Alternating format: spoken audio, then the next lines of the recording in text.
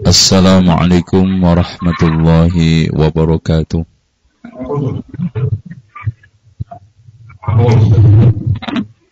Innal hamdalillahi nahmaduhu wa nasta'inuhu wa nastaghfiruhu wa nastahdihi wa na'udzu billahi min shururi anfusina wa sayyiati a'malina. Man yahdihillahu fala mudilla lahu wa man yudlil fala hadiya lahu. Asyhadu an la ilaha illallah wahdahu la syarika lahu wa anna Muhammadan abduhu wa rasuluh. Qala Allahu azza wa jalla Ya ayyuhan nasu ittaqu rabbakumul ladzi khalaqakum min nafsin wahidah wa khalaqa minha zawjaha wa bassa minhuma rijalan katsiran wa nisaa'a wattaqullaha alladzi tasaaluna bihi wal arham innallaha kana 'alaikum raqiba. وقال تبارك وتعالى يا أيها الذين آمنوا اتقوا الله حق تقاته ولا تموتن إلا وأنتم مسلمون وقال تبارك وتعالى يا أيها الذين آمنوا اتقوا الله وقولوا قولا سديدا يصلح لكم أعمالكم ويغفر لكم ذنوبكم ومن يطع الله ورسوله فقد فاز فوزا عظيما فإن خير الحديث كتاب الله وخير الهدي هدي محمد صلى الله عليه وسلم وشر الأمور محدثاتها وكل محدثة بدعة وكل بدعة ضلالة وكل ضلالة في النار.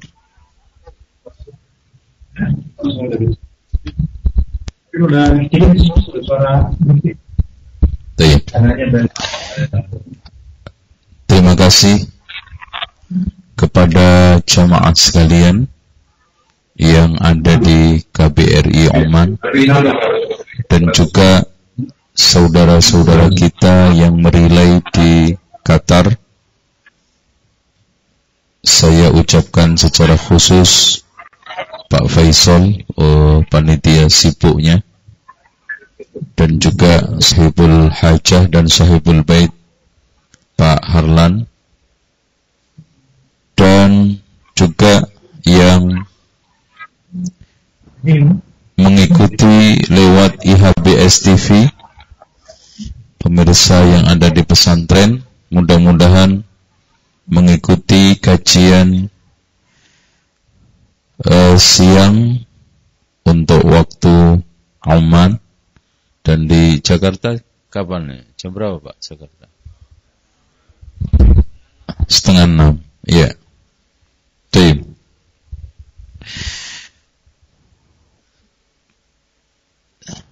Membahas soal masalah dunia gaib. Sepanjang zaman selalu menarik. Dan dunia ini selalu mendapatkan perhatian khusus dari para ulama dan pembicaraan yang bervariasi dan beraneka ragam dari kalangan orang awam. Di antara mereka ada yang memandang dunia jin, setan merupakan dunia penuh dengan nilai-nilai mistik serta hal-hal yang sifatnya supranatural, tempat untuk mencari kekuatan, kehebatan dan kesaktian. Ada yang memandang sinis, bahkan mengingkari jin itu nggak ada, dan alam ini semuanya cerita bohong. Bahkan ayat-ayat yang menceritakan jin ditakwil, ditafsiri, maksudnya adalah gangguan-gangguan bakteri virus yang masuk ke dalam tubuh manusia. Jadi kalau ada ungkapan di dalam ayat itu setan atau jin masuk ke tubuh manusia mengganggu, itu bukan gangguan setan, tetapi maksudnya adalah virus. Ini ada juga di antara sebagian ulama yang berpendapat seperti itu, di antaranya adalah Muhammad Rashid Ridha di dalam tafsirnya.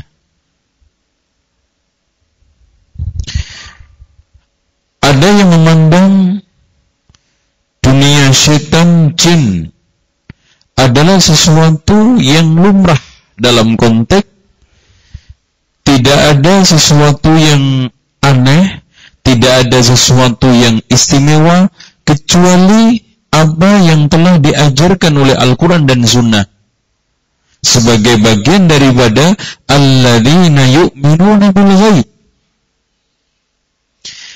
Sehingga kelompok ini tidak menambahi apa yang diceritakan oleh Allah di dalam Al-Quran dan Sunnah oleh Rasulullah, dan tidak mengurangi apa yang telah ditetapkan oleh Allah dan Rasulnya di dalam Alkitab dan Sunnah. Kelompok yang pertama memandang dunia jin itu dunia yang ditakutin. Sehingga di antara mereka beli rumah bolak-balik karena kata ada jinnya. Sehingga baru beli sebulan, mungkin aman kamarnya, katanya di rumah depan ada seremnya, akhirnya dijual. Pindah lagi katanya yang serem dapurnya, pindah lagi yang serem katanya kamar mandinya, pindah lagi yang serem katanya belakang rumah tempat cucian pakaiannya. Akhirnya pindah seperti makhluk nomaden.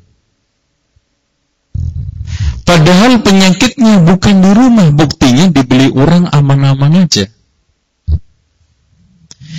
Dan buktinya orang yang menghuni itu tidak ada sesuatu, berarti yang ada sesuatunya adalah di dalam otaknya, keyakinan dan pikirannya. Yang lebih fatal lagi hadirin sekalian, pemahaman orang terhadap dunia ini lebih banyak diatur, lebih banyak diberikan satu dibentuk hasil dari nonton film horor. Pasti celaka. Makanya kalau kita lihat orang berbicara tentang kuntilanak, gondoruo, wewe gombel, semua diatur oleh film horor. Padahal hadirin sekalian, dunia jin dan dunia yang telah diceritakan oleh Allah dan Rasulnya di dalam Allah di dalam Al-Quran dan Rasulullah SAW di dalam Sunnah sangat normal dan biasa seperti manusia, cuma hanya beda alam.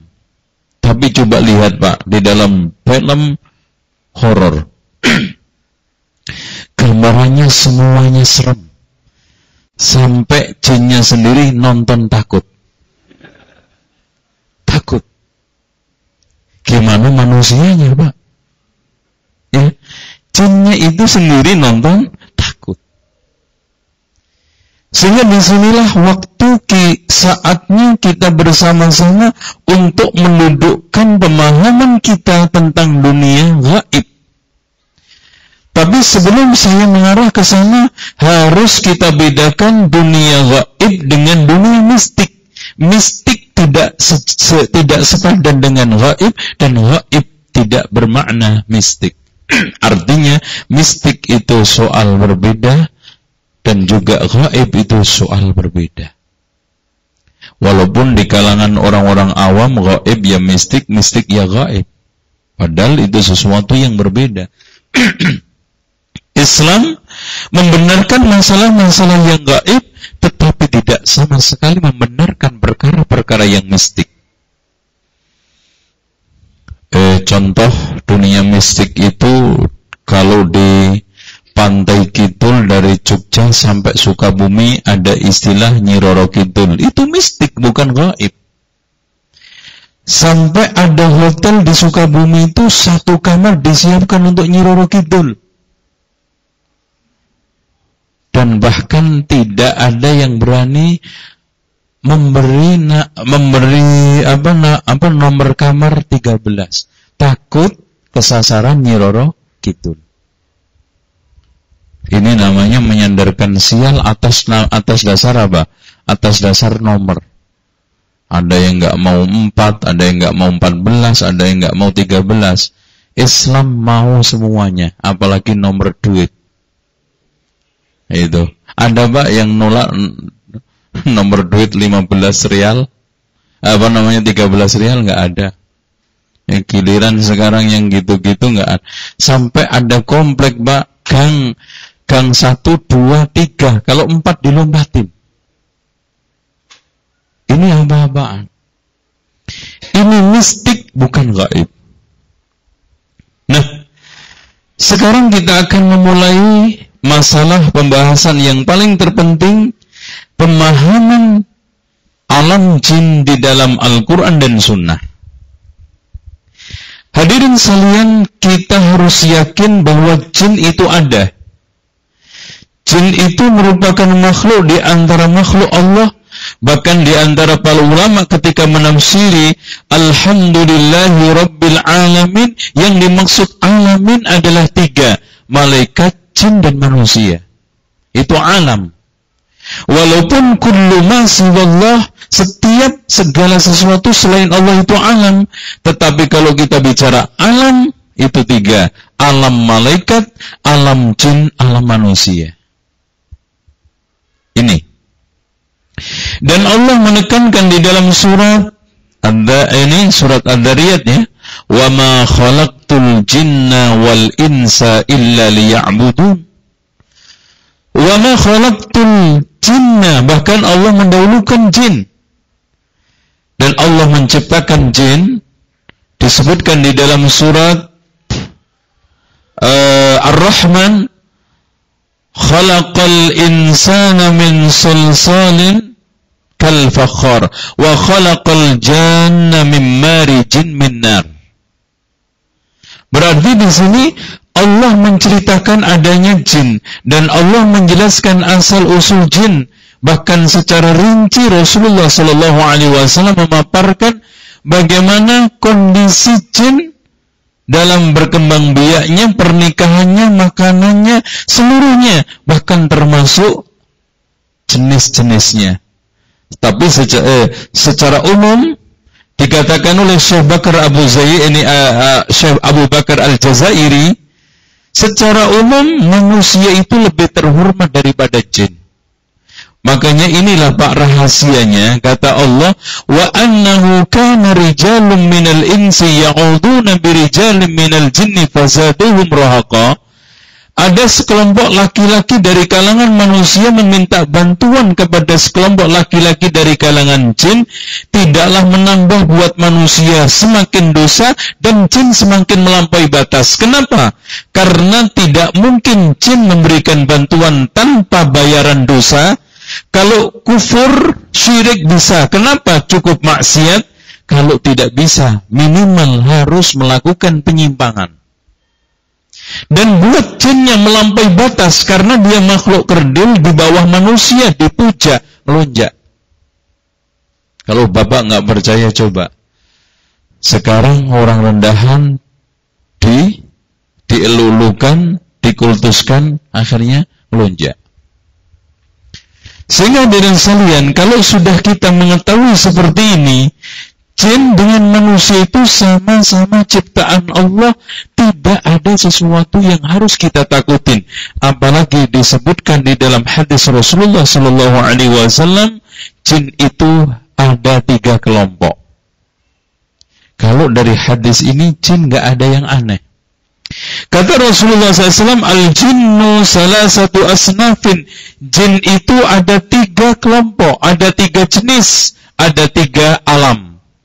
Yang pertama katanya Rasulullah SAW, fasinfun yatiru fil hawa, sekelompok yang terbang di luar angkasa.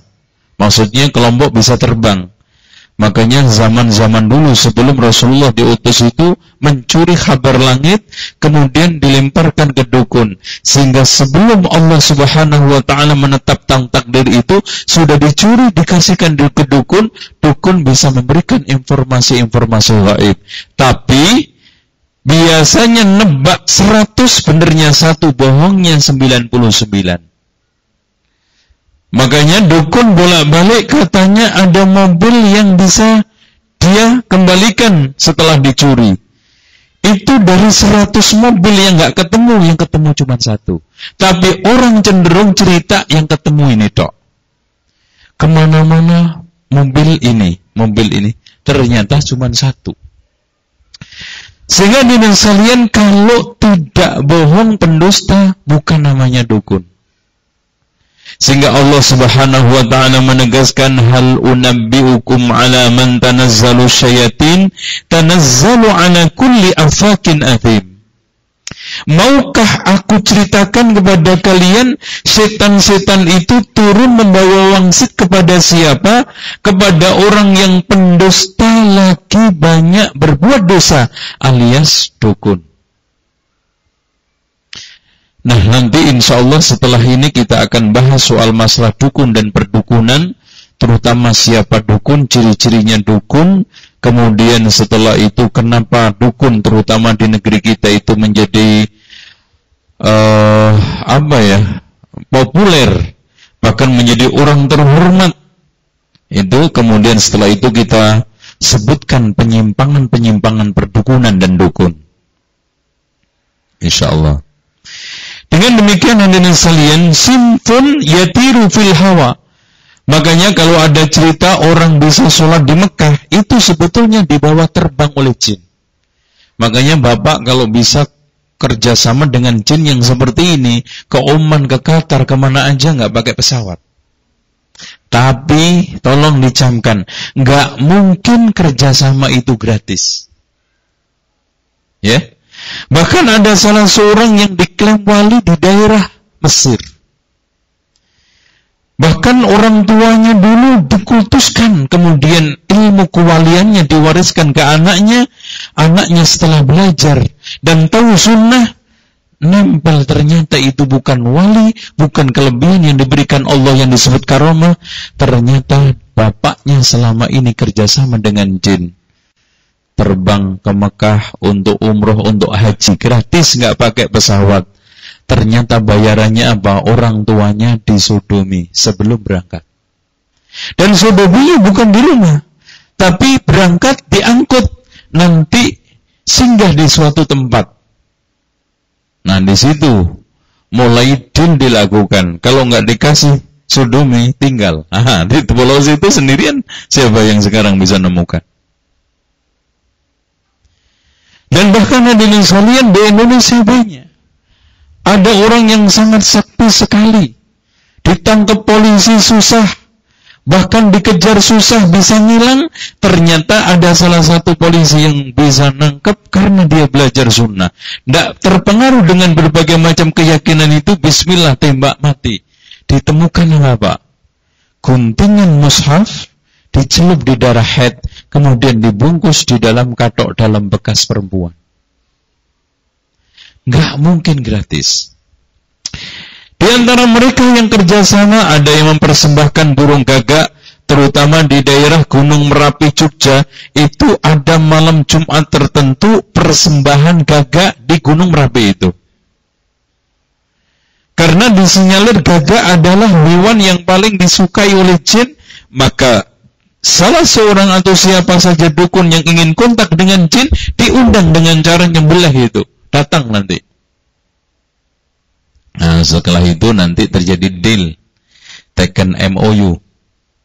Ya. Kamu mendatangkan saya untuk apa? Nah, nanti kenalan. Nah, suatu ketika nanti si dukun ini kalau perlu dengan jin, biasanya kontak yang disebut dengan baca mantra. Mantra itu semacam kode kesepakatan antara manusia dengan jin untuk manggil, yang disebut dengan password. Ya. Makanya mantra itu tidak harus dengan bacaan tertentu. Bisa kul kudu kadal kesit. Bisa coba jabu ginjal tumoniasu. Kalau mantra untuk ngusir burung di Jawa, kuntul biru balangan watu maburo. Lah pasti mabur. Artinya kalimat mana saja yang sudah disepakati antara jin dengan manusia, nanti kalau ingin ketemu dibaca, datang. Kamu minta apa? Ini. Dengan demikian hadirin sekalian, ada lagi wasinfun hayyatun wa kilabun. Satu kelompok lagi bangsa ular sama bangsa anjing. Bahkan ini yang terbanyak. Terbukti pernah Ubay bin Ka'ab ditugasi oleh Rasulullah sallallahu alaihi wasallam untuk nungguin sedekah. Ternyata di malam hari ada makhluk aneh. Makhluk aneh, manusia enggak, tapi dia tidak bisa mendengar apakah ini makhluk jin. Akhirnya disapa oleh Ubay bin Ka'ab. Ajinniyun au insiyun? Apakah ini jin atau manusia? Dia jawab jinniyun. Ini juga kasus menimpa siapa? Abu Hurairah, yang ditugasi oleh Rasulullah sallallahu alaihi wasallam untuk menjaga harta zakat. Ternyata datang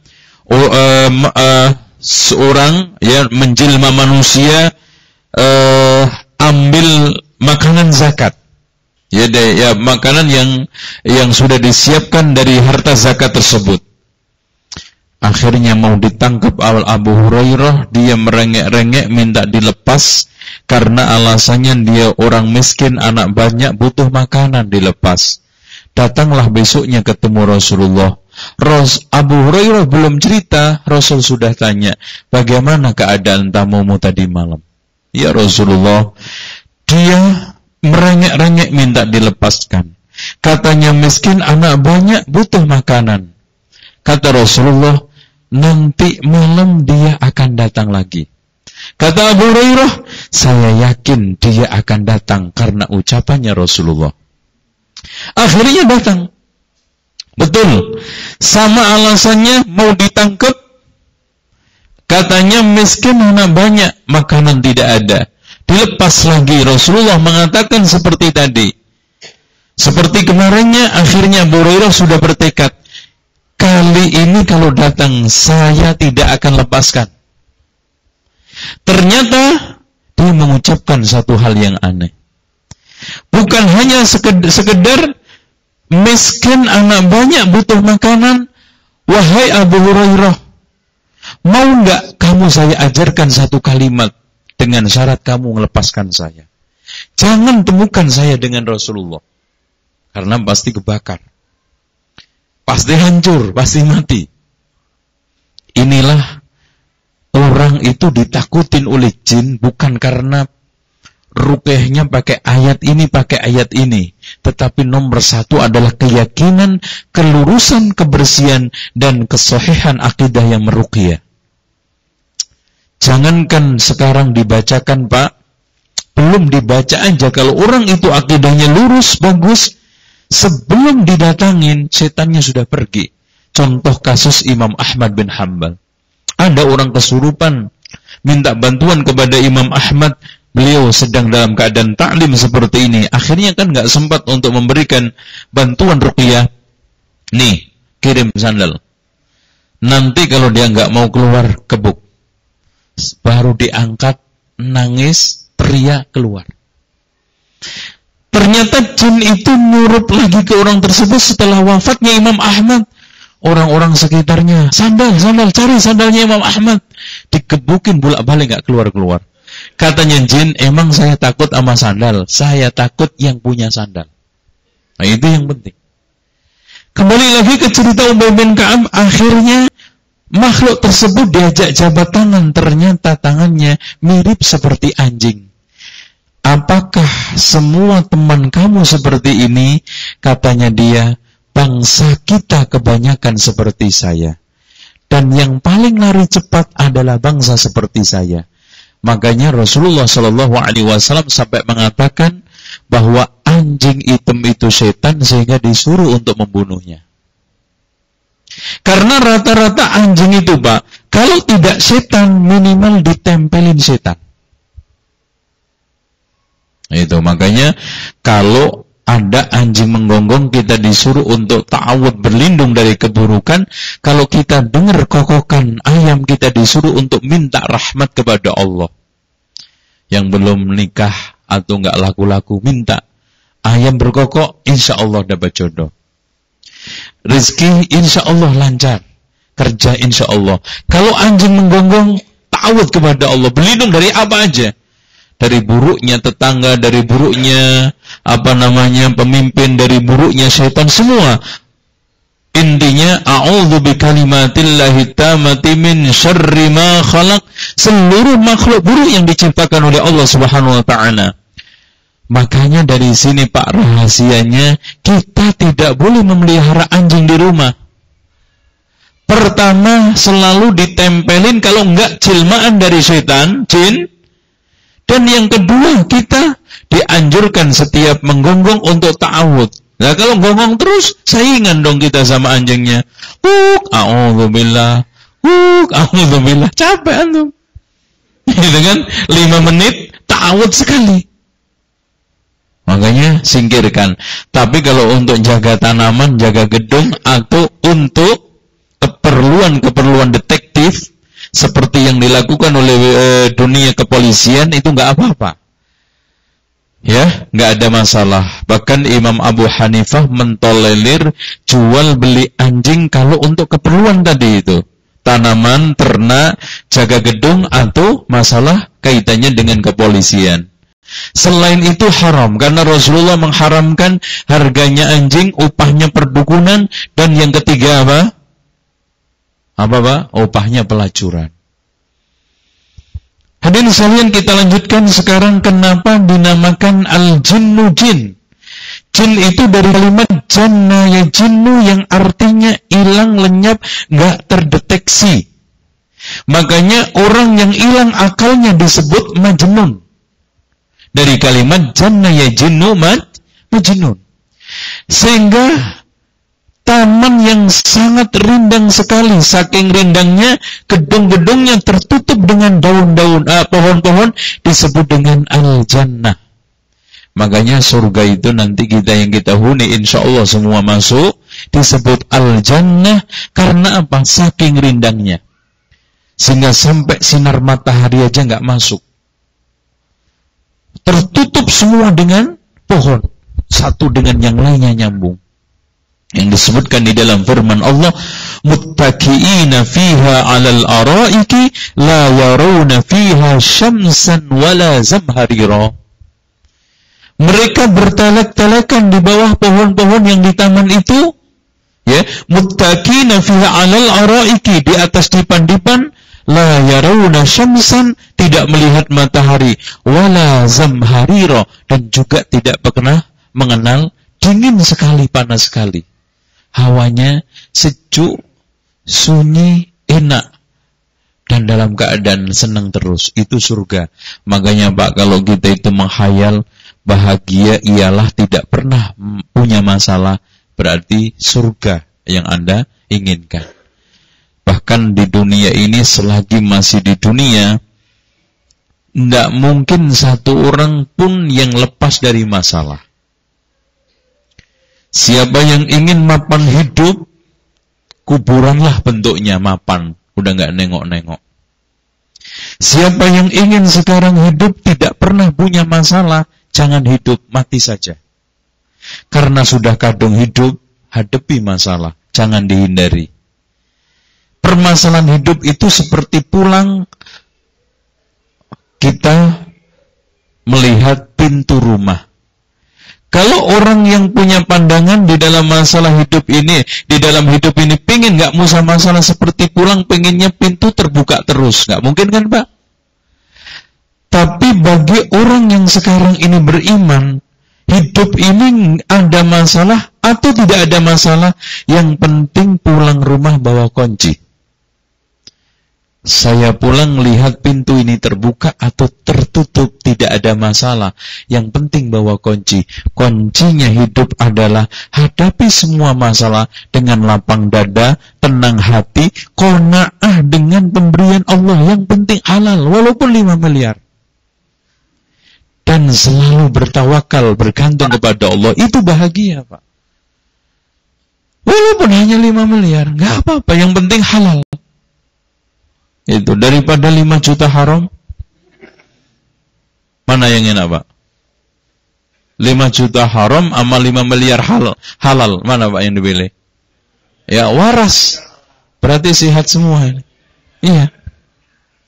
Oke, kita kembali lagi. Kalau sekarang ini jin, dari kalimat janna ya jinnu, sehingga inilah yang dimaksudkan oleh firman Allah surat Al-A'raf ayat 27, innahu yarakum huwa wa qabiluhu min haitsu la tarawnahum, sesungguhnya jin dan bangsanya bisa melihat kalian, kalian tidak bisa melihat mereka. Dari nas ini para ulama ijma memutuskan tidak mungkin jin dalam bentuk aslinya bisa dilihat oleh manusia. Makanya kalau ada cerita ngalor ngidul, orang mengklaim bahwa bisa ngelihat jin, bisa megang jin, yang lebih aneh lagi, ini semua adalah cerita gombal, cerita bohong, cerita ngelantur, dan kita tidak boleh dengar, dan kita harus lebih mendengarkan ucapan Allah. Innahu yarakum huwa wa qabiluhu min haitsu la tarawnahum. Sesungguhnya jin dan kabilahnya melihat kalian, kalian tidak bisa melihat mereka. Di sini Pak rahasianya. Kenapa kalau sama setan manusia kita disuruh melakukan 3 langkah? Khudil af wa'mur bil urfi wa'arid anil jahilin. Kalau setan jin 1, karena setan manusia bisa dilihat. Godaannya nyata dan kita bisa berkomunikasi. Makanya di dalam surat Al-A'raf ayat 199-200, untuk menghadapi setan manusia 3 langkah. Khudil af, maafkan dia. Berarti jangan diladenin. Maafkan. Marah lawan marah, hancur. Dendam lawan dendam, hancur. Bahkan wala tastawil hasanatu wala sayyi'ah. Baik itu enggak bakal sama dengan yang buruk. Itfa' billati hiya ahsan, tolaklah kebaikan tolaklah keburukan itu dengan sesuatu yang lebih baik.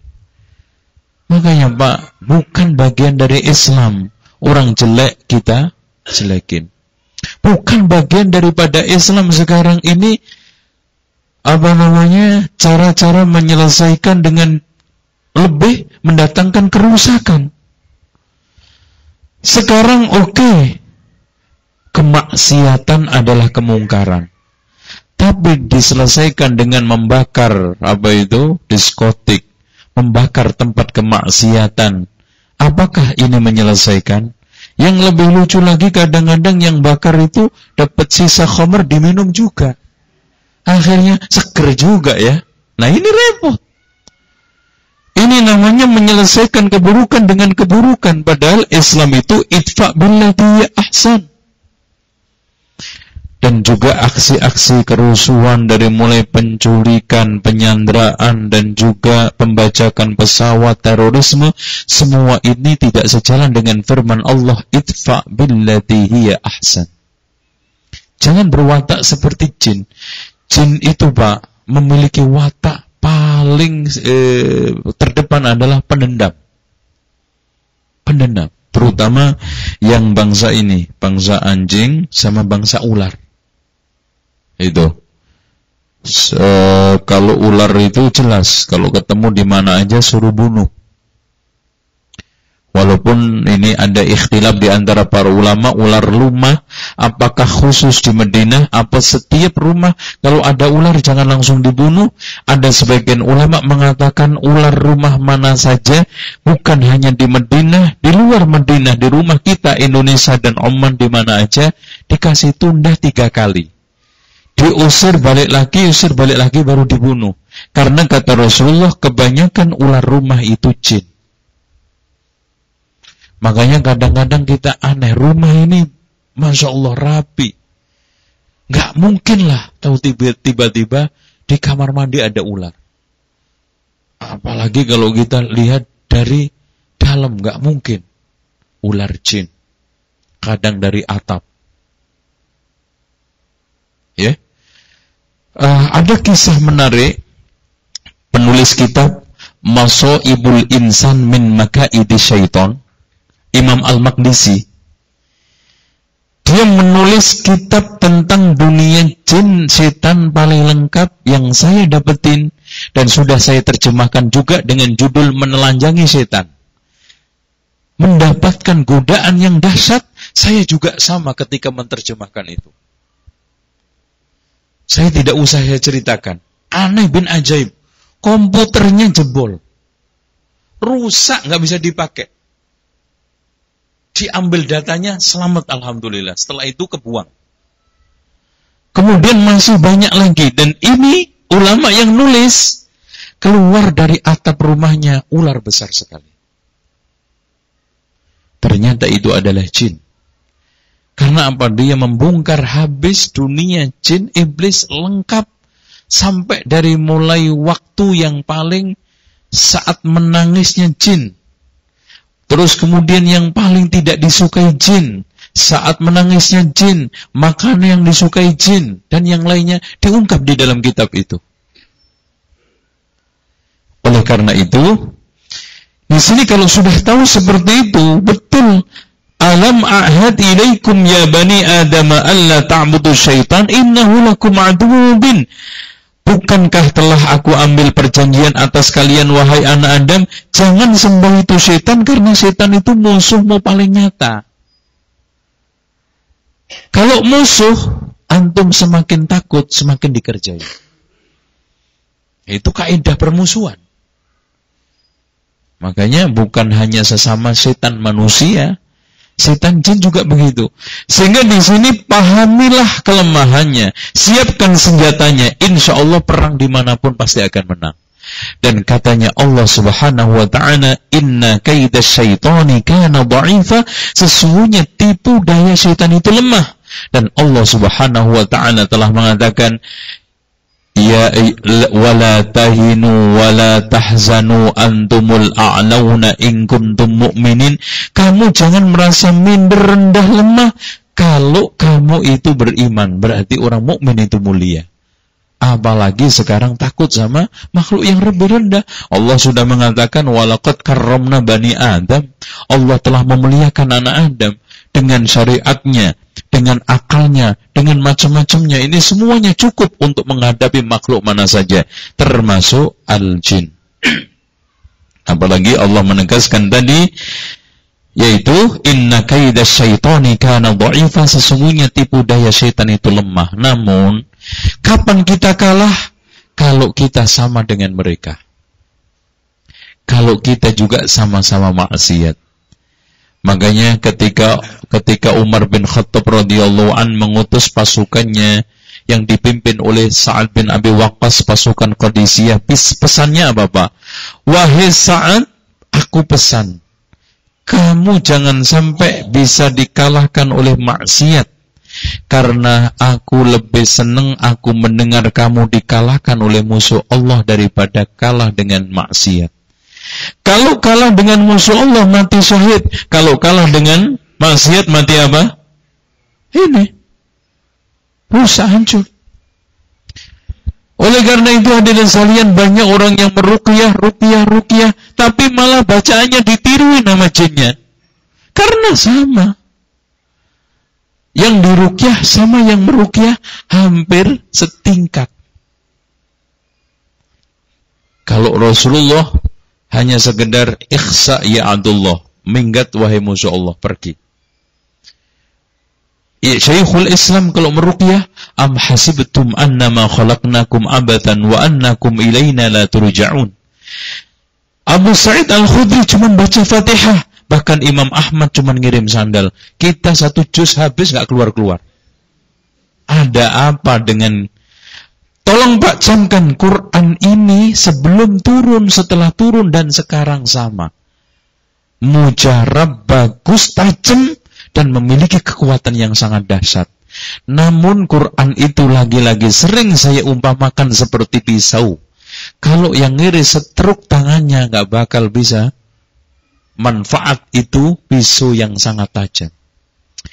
Quran ini ibarat pisau. Kita gunakan untuk ngiris apa, kemudian yang ngiris kayak apa. Insya Allah kalau ngiris tangannya sehat.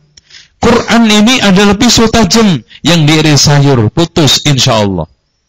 Tapi sayangnya banyak orang-orang pembaca Al-Quran yang hatinya setruk. Hatinya nggak connect. Hatinya jauh daripada Quran. Nah yang ketiga, jenis dari jin tadi, wasinfun yuhilluna wa yata'anun, ada sekelompok jin yang seperti bangsa manusia dan hewan secara keseluruhan. Seperti kita. Ada kambing, ada sapi, ada ayamnya, ada ontaknya. Itu bahkan di antara jin-jin ini ada yang namanya Amiroh. Amiroh itu tidak mau tinggal kecuali sama manusia. Dan dia selalu tinggal di atap kalau orangnya lagi makan turun. Kalau nggak baca bismillah makan sama manusia itu. Kalau baca bismillah nggak ada peluang, nggak ada pintu untuk masuk.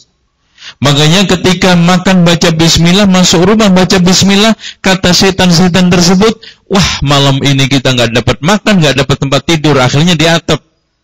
Sehingga ketika nggak baca bismillah, masuk nggak baca bismillah, makan nggak baca bismillah, kata mereka, kita malam hari ini kendut-kendut, gemuk-gemuk, seger-seger, tempat tidur kita juga empuk. Karena apa? Karena itu makanan syaitan.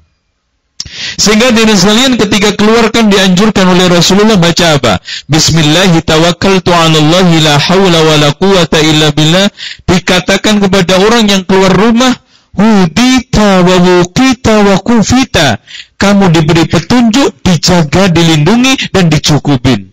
Kata setan kepada temannya, bagaimana kamu bisa menyesatkan orang yang sudah dijamin, dipegas, ditunjukkan, dilindungi, dan dicukupin.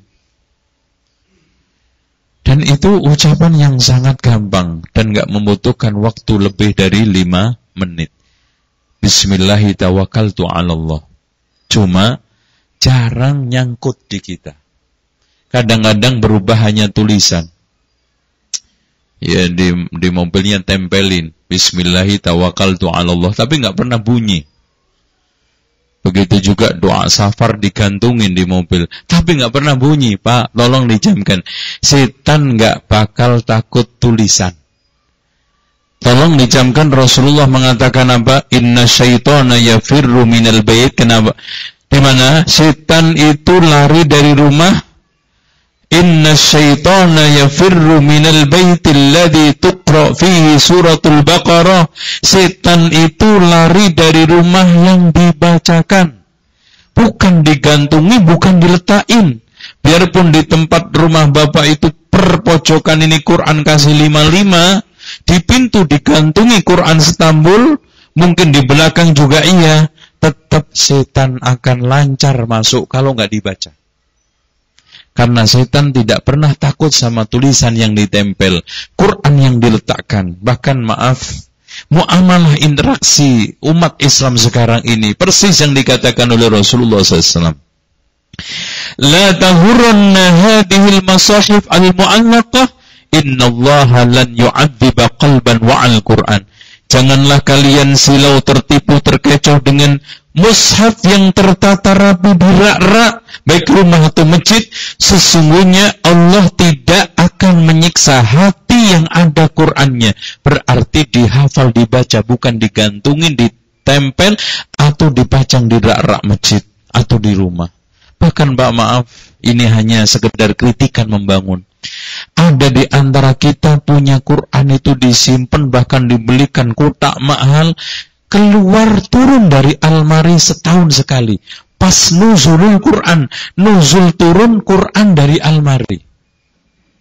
Itu pun digosok, kasih minyak wangi lagi, balik lagi. Nggak pernah dibaca, nggak pernah ditengok. Padahal hikmah Allah, Pak, kenapa Allah menciptakan hari sebulan 30 rata-rata. Quran, satu Quran 30 juz, berarti, loh kok nggak ada yang ngomong? Satu hari, Bapak sendiri yang memutuskan. Itu komitmen ya. Satu hari, satu juz.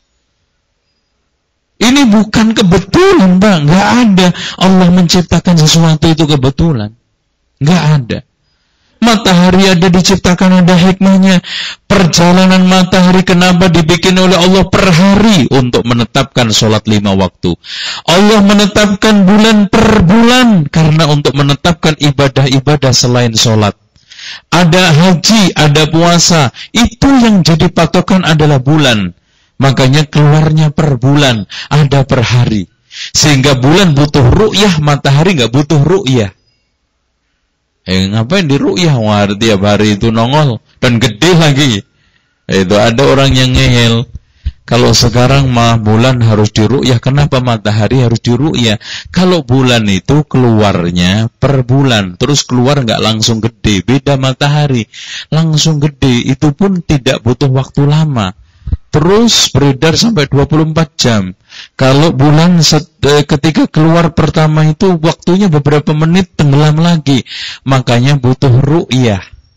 Sehingga Rasulullah mengatakan sumu li ru'yatihi wa aftiru li ru'yatihi. Namun sayang di Indonesia itu enggak banyak yang ahli dalam masalah ini. Yang banyak ahlul hisab wa ru'yah. Rokok, payah. Itu kan gitu. Oke, kita lanjutkan sekarang waktu-waktu jin. Sekarang sebelum waktu, apakah mungkin ada pernikahan antara jin dengan manusia? Ini sudah menjadi polemik sejak zaman dahulu. Di antara para ulama selalu dalam setiap zamannya menjadi bahasan utama. Tetapi intinya ada yang mengingkari, tapi kebanyakannya menetapkan. Artinya diri sekalian antara jin dengan manusia itu sangat memungkinkan untuk terjadi kontak perkawinan. Artinya hubungan. Tetapi hadirin sekalian, apakah secara hukum dibolehkan? Para ulama mengatakan secara hukum Islam diharamkan, dilarang menikah dengan jin. Kenapa? Pertama, maslahatnya tidak ada. Terus kemudian nanti turunannya akan repot juga, Pak. Contoh aja, dari mulai walimah, antum akan repot kan? Walimahnya di rumah jin apa di rumah manusia? Di rumah jin antum kesulitan ngundang teman-teman antum. Di rumah manusia nanti jangan-jangan yang diundang semuanya kesurupan. Itu kan gitu. Waduh, pulang gendeng semua, kan repot. Belum lagi nanti kalau sudah berumah tangga, namanya berumah tangga pasti ada konflik kan. Istrinya dinasihatin, mungkin lagi tegang-tegangnya tahu-tahu ngilang pergi.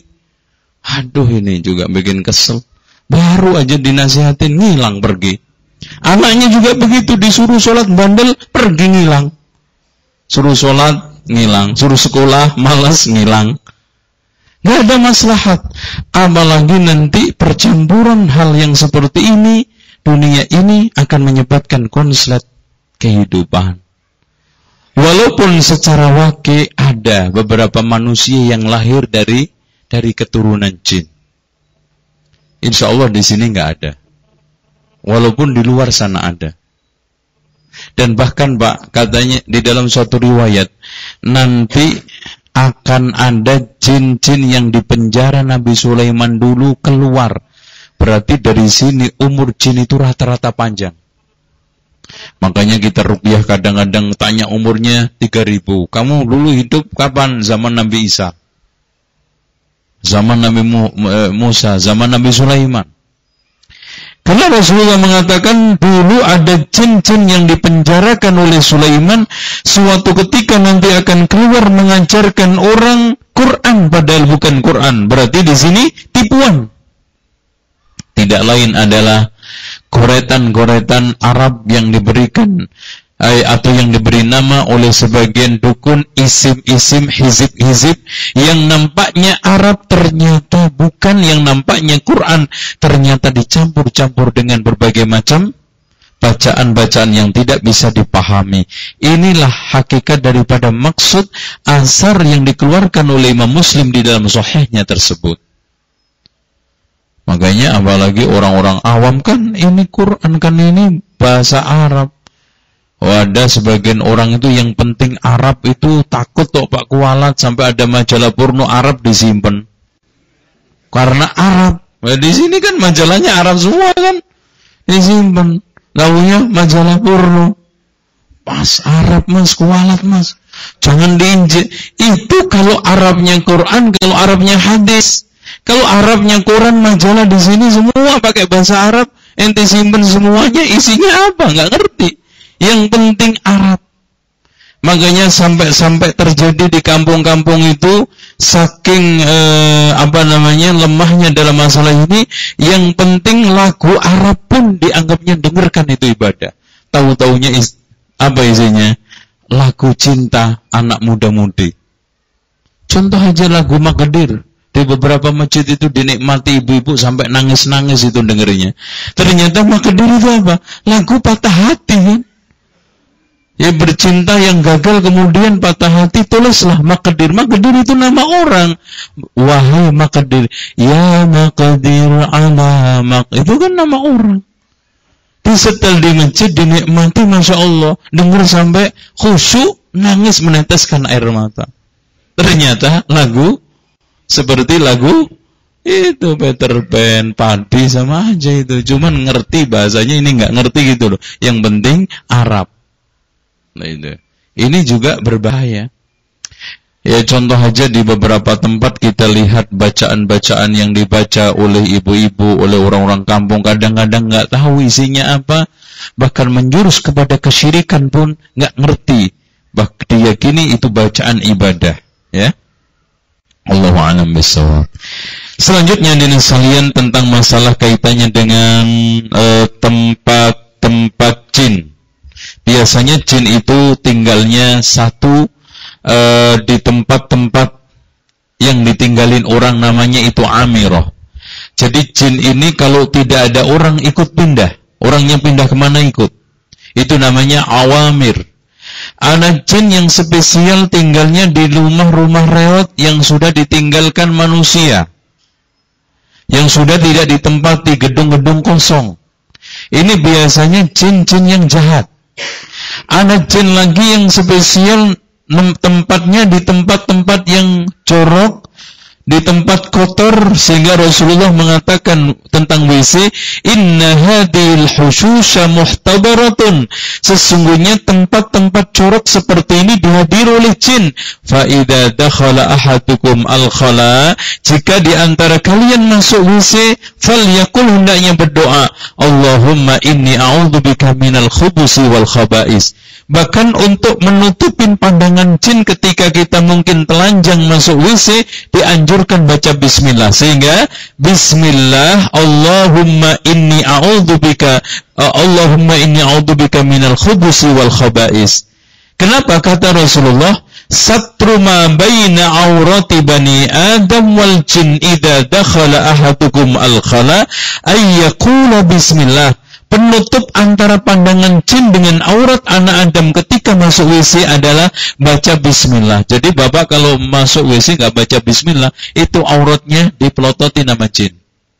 Tapi bapak nggak ngelihat, dia ngelihat. Tuh, makanya ini adab. Nah, selanjutnya biasanya jin itu tempatnya di tempat-tempat pembuangan sampah. Makanya kalau bapak ingin tahu buktinya, tempat sampah yang sudah permanen sekali-kali bapak bersihkan, gunakan tidur. Kalau nggak didatangi, ngimbiknya. Bersihkan sementara aja, tidur di situ atau tidur aja di sampah. Kecuali karena sudah akrab sama jin. Nah itu, sudah nggak digoda, wong temennya kok. Terus kemudian tanah-tanah lapang, lembah atau gurun-gurun itu ditempati. Makanya kadang-kadang ada orang habis main sepak bola, kena penyakit aneh sampai bertahun-tahun nggak sembuh-sembuh, berarti keganggu itu. Karena gangguan itu bisa ke fisik, bisa ke rohani, bisa ke otak, dan bisa ke tindakan. Pak, tolong dicamkan. Jin, setan mengganggu manusia itu bentuknya bisa menyimpangkan perbuatannya, alias orangnya normal wajar tapi maksiat terus, itu berarti juga keganggu. Yang kedua, orangnya tidak maksiat tapi dibikin kayak orang linglung alias gila, itu juga terganggu. Bisa juga kemasukan sihir, itu juga terganggu. Atau dia sehat, pikirannya sehat, tidak maksiat tapi badannya sakit-sakitan, di ronsen dibawa ke dokter nggak sakit, itu juga terganggu. Bahkan hadirin sekalian, di antara jin itu juga kena penyakit ain, alias apa? Pandangan jahatnya. Pandangan jin itu ketika memandang manusia bisa menimbulkan penyakit. Manusia juga bisa kena penyakit ain, jin juga kena. Makanya kita dianjurkan oleh Allah berlindung dengan A'udzu bikalimatillahi tammati min kulli syaitanin wahama wa min kulli ainin lama. Ini caranya. Ya. Di antaranya juga adalah tempat-tempat yang lubang atau tempat kandang unta atau juga kuburan, terutama pasar. Pasar dikatakan oleh Rasulullah, la takunanna in istata'ta awwala man tadkhulus suqa wa la akhira man yakhruju minha fa innaha ma'rakatu syaitan wa fihi yansibu rayatahu. Jika kalian bisa, janganlah menjadi orang yang pertama kali masuk pasar, terakhir keluar dari pasar. Jangan kalau bisa. Terutama ibu-ibu itu kadang-kadang hobi masuk pasar itu. Jadi kalau bisa ke pasar itu kalau memang nggak terpaksa, perlu jangan. Karena katanya Rasulullah SAW, disitulah tempat pertempurannya setan, disitulah setan menancapkan benderanya. Makanya lihat Pak, hipnotis itu berasalnya di mana? Di pasar, di mall. Nggak mungkin ada hipnotis di masjid. Wah, orang kena hipnotis di masjid, nggak ada. Karena disitulah tempat setan menancapkan bendera dan tempat peperangannya. Dengan demikian kita hindarkan. Adapun waktu-waktu nyebarnya jin itu menjelang maghrib. Sampai maghrib, sampai mulai gelap, mega kemerah-merahan itu hilang, baru mulai kita boleh melepas hewan kita kalau memang perlu kita lepas anak kita.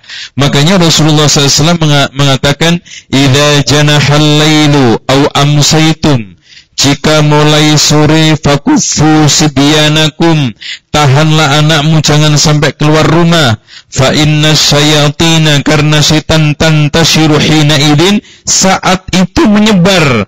Fa idza dhahaba sa'atan minal lail, kalau sudah sesaat berlalu, fahulluhum, lepas, fa'aghliqul bab, tutuplah pintu, wadhkurusmallah, dan sebutlah nama Allah. Fa inna syaitana la yaftahu baban mughlaqa, karena syaitan tidak mampu membuka pintu yang tertutup. Wa auqi'u karabakum, dan telungkupkan semua wadah-wadah kamu. Makanya Pak, kalau di malam hari itu usahakan wadah-wadah makanan yang kosong ditengkurapkan, yang ada ditutup, karena setan masuk. Bukan masuk secara langsung, bisa ngirim tikus, ngirim kecoa, ngirim apa aja masuk ke makanan kita. Iya kalau kita tahu, kalau enggak, dan kita buktikan, cicak kadang-kadang masuk malam-malam makan, minum kopi kita. Itu diutus oleh jin. Yuk makan biar nanti dia sakit. Mungkin tikus, mungkin kecoa, mungkin apa yang kecil-kecil itu yang mirip kecoa. Itu semuanya kiriman. Terutama yang sering dikirim adalah tikus. Makanya tikus itu ajaib, Pak. Kadang-kadang kayak orang, umpamanya anaknya atau keluarganya dibunuh, itu balas dendam. Kabel dipotongin semuanya. Kadang-kadang kabel, masa sih tikus makan kabel? Cuman marah aja. Kadang katok dodol-dodol. Subhanallah. Ini dipatahin, ini dirusak. Hanya sekedar karena apa? Dia ada pendampingnya, ada korinnya, yaitu syaitan. Diutus. Makanya kenapa Pak, hewan 5 ini dianjurkan untuk dibunuh? Karena rata-rata ditempelin oleh syaitan. Yang pertama apa? Nomor 1 dulu. Anjing kan nomor terakhir. Yang pertama, bener nih ular. Ini ular di luar yang 5. Khamsun minal fuwaisik yuktalna fil hilli wal haram. Kata Rasulullah, ada 5 hewan tergolong hewan fasik. Kenapa Pak dikatakan fasik itu fasik? Fasik itu keluar dari liang untuk merusak. Makanya orang fasik itu kenapa dikatakan fasik? Keluar rumah untuk merusak. Ini keluar dari liangnya, sarang yang rusak. Nomor 1 adalah al-fa'ratu, tikus. Yang kedua wal-hid'atu, yaitu apa? Elang. Wal-aqrabu, kemudian itu apa namanya? Kalajengking. Ya. Jadi pertama apa tadi? Tikus, al-fa'ratu. Nah, yang keempatnya al-ghurabu, gagak. Kelimanya baru al-qalbul aqur, anjing gila. Anjing rabies. Berarti di sini ular di luar 5 itu. Walaupun tetap dianjurkan dibunuh. Begitu juga cicak. Terutama tokeknya, Mbak. Kalau cicak itu hanya karena kena satu bangsa, satu jenis saja. Tapi intinya yang dianjurkan Rasulullah itu al-wazak. Wazak itu tokeknya. Karena gede. Antum lihat serem kan? Karena alasannya apa? Disebutkan di dalam hadis, ketika saat Nabi Ibrahim dibakar sama Namrud, itu tokek membantui niup. Dan hadisnya ini sahih. Makanya dianjurkan untuk dibunuh. Membunuh sekali mati 100 pahalanya. No kan? Tapi kemarin anehnya dijual di Indonesia rame-rame, cari tokek. Kira-kira dapat pahala nggak Pak itu Pak? Dibunuh dapat pahala, dijual dapat dosa. Ini sama kayaknya, dosa dan pahalanya. Karena gini Pak, ada suatu kaidah, tolong dicamkan. Ini kaidah tolong dijamkan. Seluruh hewan yang dianjurkan membunuh pasti haram, dan seluruh hewan yang dilarang membunuh pasti juga haram. Nah, ini kaidah. Seluruh hewan yang dianjurkan membunuh pasti haram, karena nggak mungkin dianjurkan untuk membunuh kalau nggak rusak, jijik, kotor. Nggak mungkin. Antum lihat jenis 5, tikus. Tapi subhanallah ada Pak penjual mie ayam pakai daging tikus. Pernah ketangkep. Ketahuannya apa? Telinganya mirip-mirip ayam sih. Kalau kita lihat telinganya tikus itu kan mirip ayam kalau digoreng. Tapi agak tipis. Ternyata setelah diketahui, bandar mie ayam ini memelihara di belakang rumah tikus, subhanallah. Ini pengen cepat kaya, padahal nggak bisa beli Mercy juga Pak. Tapi nyengsarain orang dosa dan berkhianat kepada sesama manusia. Na'udzubillah. Makanya di negeri kita nanti kalau kita, ini waktu masalahnya ya. Cukup ya. Sudah adzan. Nanti kita coba setelah asar kita soal sedikit masalah perdukunan. Soal masalah jin ini cukup, dan insyaallah tentang masalah bagaimana kita menanggulanginya di beberapa buku dan penyampaian juga sudah. Tapi yang paling inti nanti kita akan melihat cara kerja, kinerja, pola hidupnya dukun. Termasuk ciri-cirinya sekilas, insya Allah mudah-mudahan kita tidak terkecoh antara ulama, kiai, atau tokoh agama yang ahli ruqyah benar-benar dengan tokoh agama berpeci malah punya pesantren, santrinya ribuan, dukun ternyata.